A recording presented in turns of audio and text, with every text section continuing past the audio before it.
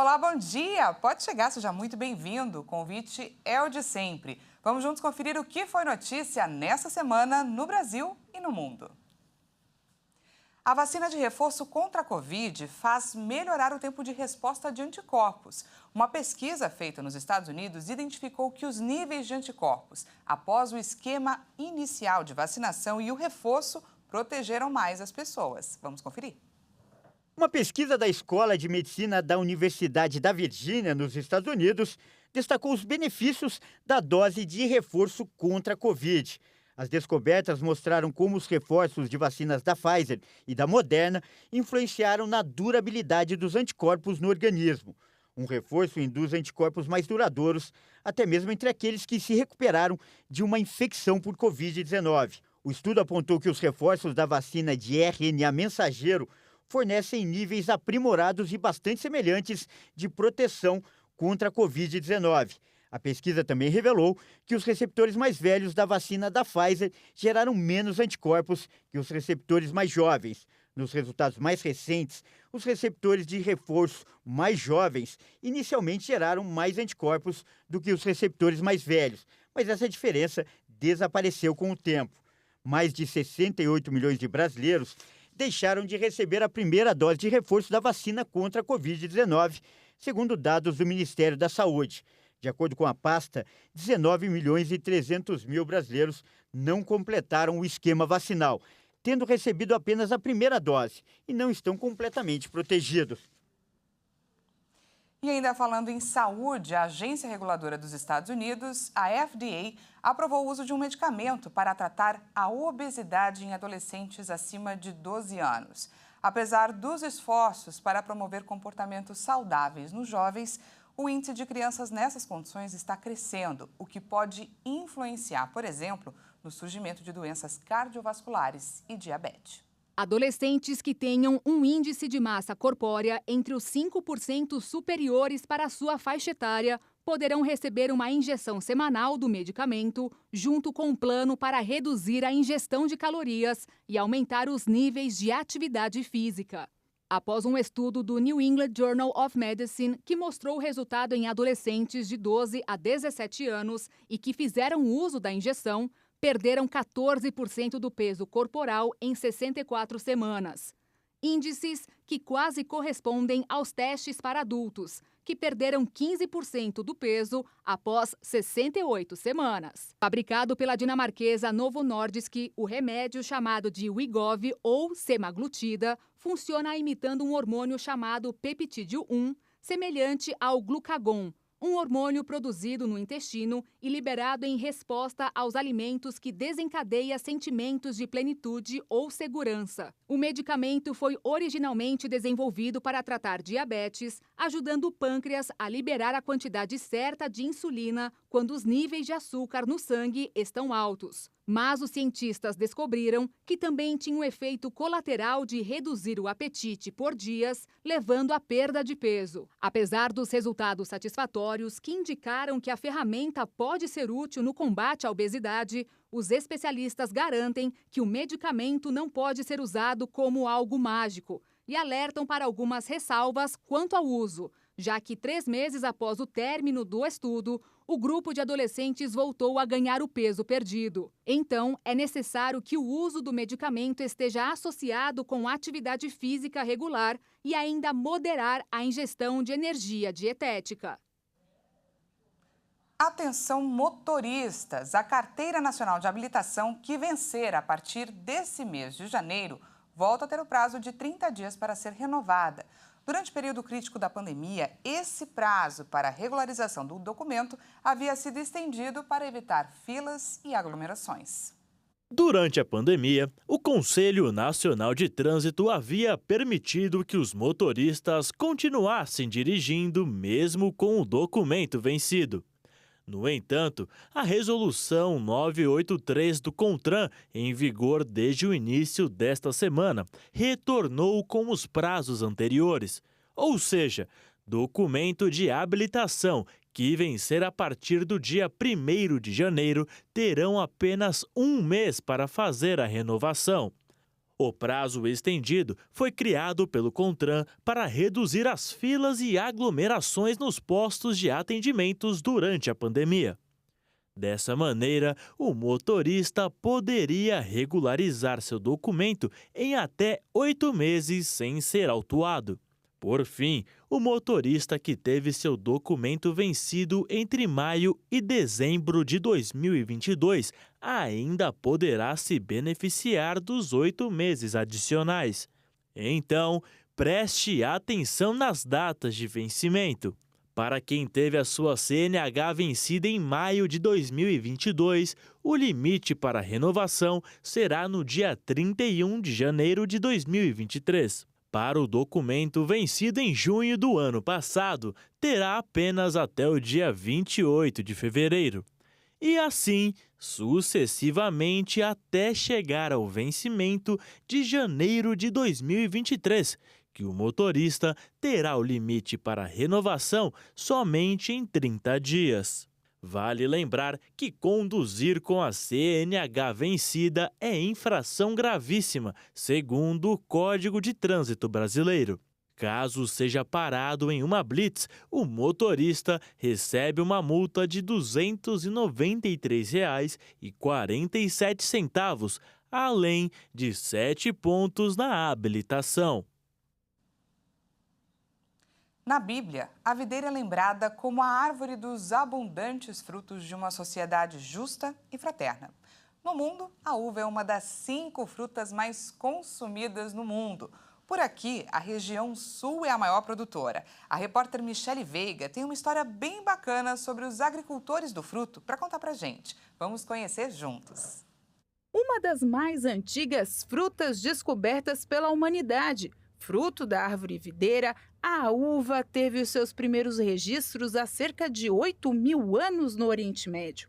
É a fruta mais cultivada no mundo e chegou ao Brasil em 1551 com o português Brás Cubas e ao sul em 1626, onde se adaptou ao clima e se perpetua por vinhedos em todos os estados mais gelados do Brasil.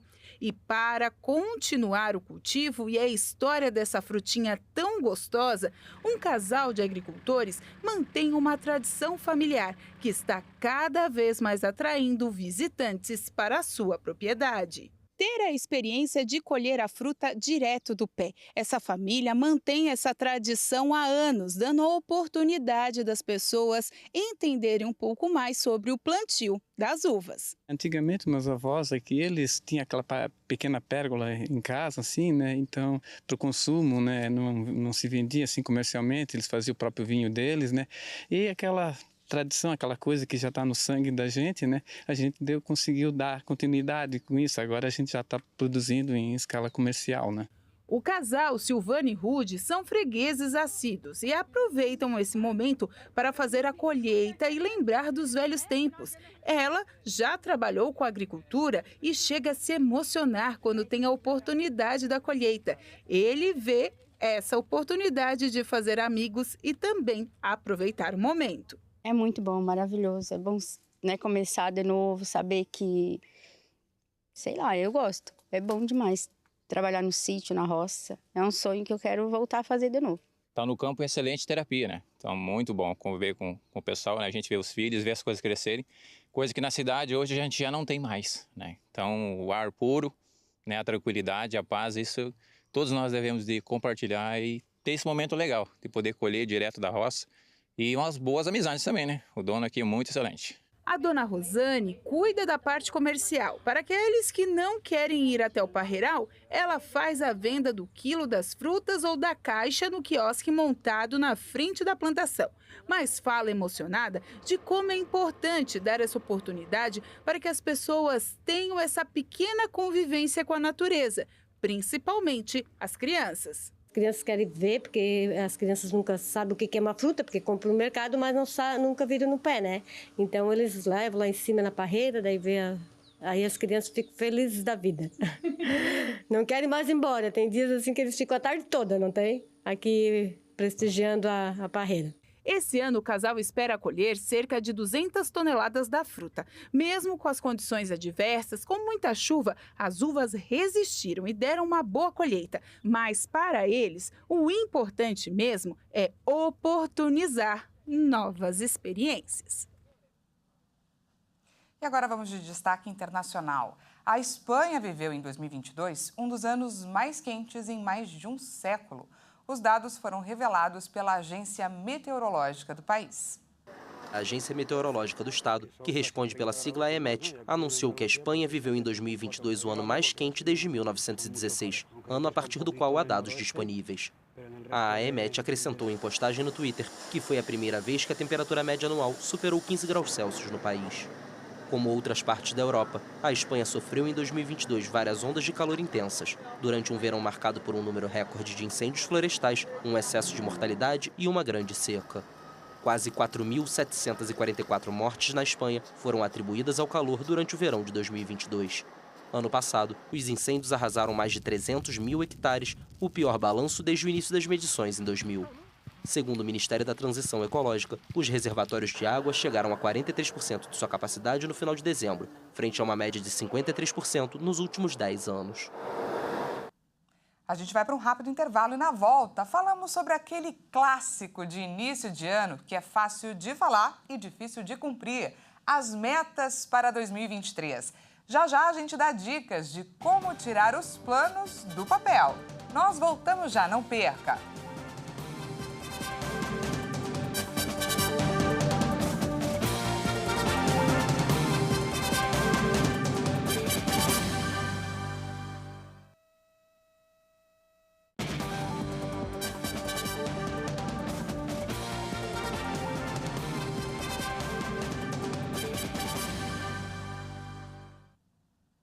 Seja bem-vindo mais uma vez. Estamos de volta com mais destaque da semana para você.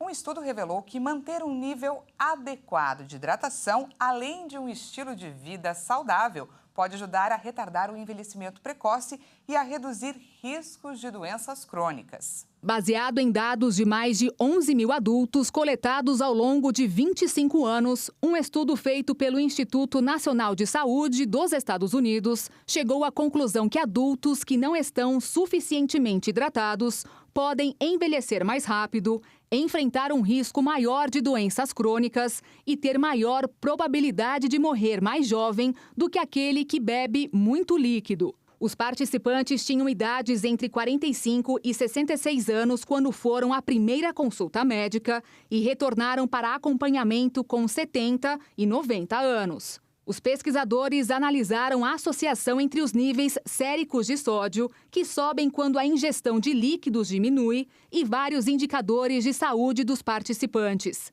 Todos tinham concentrações de sódio no sangue consideradas dentro da faixa normal, 135 a 146 milimoles por litro.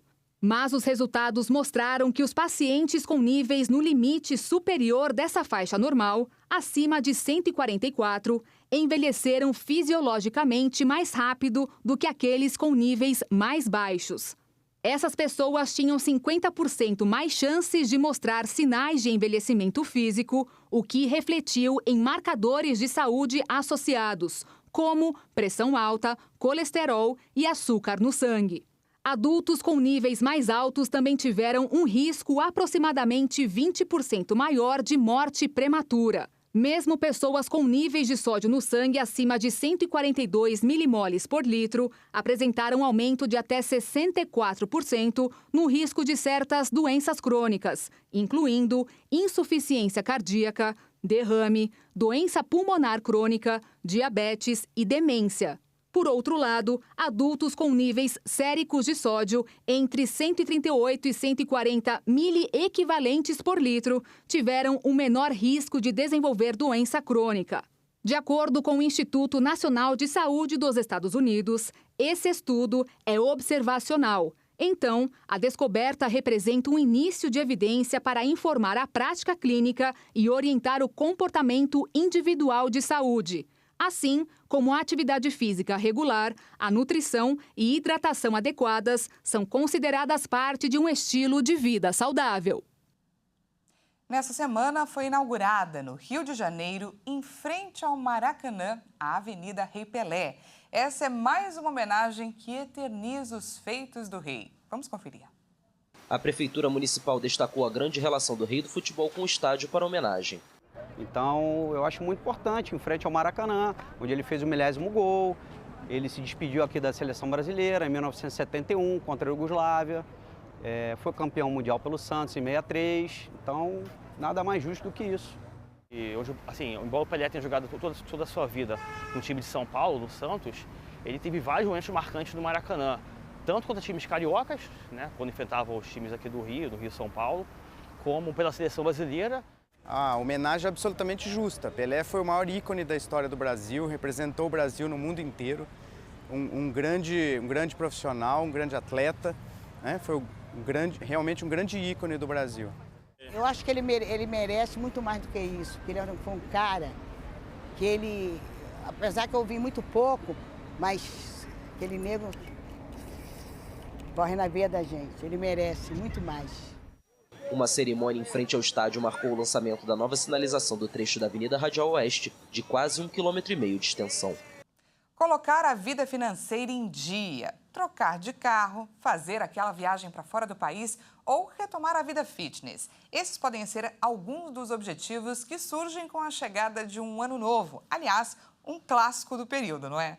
Mas para alcançar uma meta é preciso organização. Vamos conferir com Leonardo Félix como tirar os planos do papel. Ano novo, vida nova. Mas o que parece apenas uma frase feita é o lema de muitos brasileiros a cada novo ciclo de 365 dias que se inicia.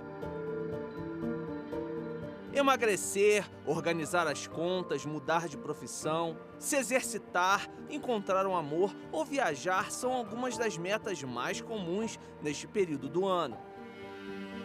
Mas nas ruas, os objetivos para 2023 são os mais diversos. Ficar bem financeiramente, né? De ficar bem também na área emocional, na área familiar. Para 2023 eu espero me formar e tentar uma faculdade. Tirar minha habilitação, comprar um carro, né, se Deus quiser, e começar a reformar minha casa. Minha meta para 2023 é alcançar alguns objetivos fitness, voltar à minha vida acadêmica. Eu tenho alguns projetos aí na relação à educação, sou professora de inglês, mas eu quero ainda me aperfeiçoar educacionalmente. Se não tiver esse tripé, fé, coragem e força para vencer, desista. Mas diante da correria do dia a dia e da rotina, como se planejar e agir para tirar as promessas do papel? Nós temos que ter metas a pequeno, médio e longo prazo. A meta de longo prazo é aquele sonho maior, aonde você quer chegar. Mas para isso você precisa fazer uma organização. Você precisa cumprir aquilo que é do dia a dia, de pequeno prazo. Aí depois você vai cumprindo aquilo que é de médio prazo para que você possa chegar, como se fosse uma escada. Vai entendendo que você vai subindo uma escada e você vai chegando aonde você quer. É muito importante você ter agenda. Desde a hora que você acorda até a hora que você vai dormir, você ter tudo organizado. E o principal, cumprir aquilo que você se compromete. É você aprender a discernir, né, o que é prioridade primária, secundária e terciária. Aquilo que é prioridade que não dá para mudar, aquilo que é prioridade secundária é importante, mas eu consigo me ajeitar, e aquilo que é terciário, aquilo que podemos dizer assim, deixar para depois. E um outro passo que é muito importante é disciplina. Todas as pessoas bem-sucedidas na vida, em todas as suas áreas, elas são disciplinadas. Jesus era disciplinado. Então, se nós queremos ter sucesso, alcançar as nossas metas, nós temos que ter disciplina. Se o seu objetivo é sair do vermelho, ou criar uma poupança para fazer a viagem dos sonhos, ou adquirir um bem, ou ainda mudar de profissão, o caminho é o planejamento e organização da vida financeira. Mudanças exigem sacrifícios, né? Então, em geral, esses sacrifícios tiram a família de sua zona de conforto. É natural que a gente tenha que recorrer ao orçamento que a gente já tem, né? Então, ele tem que caber o que você colocou como meta para 2023. Seja viagem, seja um curso, seja a compra de um automóvel, de um apartamento. E, para isso, você tem que encolher esse orçamento, né? Você tem que diminuir as suas despesas. A primeira coisa é fazer uma revisão no seu orçamento, é fazer escolhas, é tomar decisões que nem sempre são muito fáceis, como uma mudança de apartamento, um apartamento menor, um apartamento um pouco mais distante de onde você mora hoje, né? Já são saídas para você abrir espaço financeiro para financiar, né? Pagar esses sonhos, né? Colocá-los em prática. Outro foco para 2023 é a mudança de carreira. Investir em qualificação e fazer a avaliação de suas competências na área em que pretende atuar são ações recomendadas. Os especialistas também indicam outras atitudes. É importante olhar para o seu talento e dentro desse talento para a sua roda da vida. Como que você está nessa roda da vida? Está satisfeito ou não está satisfeito? O que você gostaria de fazer diferente? As oportunidades são muitas, mas nem sempre nós estamos abertas a elas. Então, para se abrir para as oportunidades, você precisa entender quais são as oportunidades que existem dentro de você. E você só vai ter essa resposta se você valorizar e entender e conseguir enxergar, que é o que eu gosto de dizer, né? Descortinar, né? Tirar a miopia que existe sobre os seus talentos para você mesma. Você só vai oferecer para o outro o que você reconhece de si. Bem, o ano começou. O relógio está contando os segundos, minutos, horas, dias para mais uma jornada que termina em 31 de dezembro de 2023. Então, sem desculpinha, temos muito tempo aí para realizar as metas que a gente se propõe. Lá na frente vai ser muito bacana conferir que a gente conseguiu fazer. Estipulamos um objetivo e realizamos. Então, é com você. Essa edição fica por aqui. Muito obrigada pela sua companhia. Um ótimo final de semana para você e até segunda.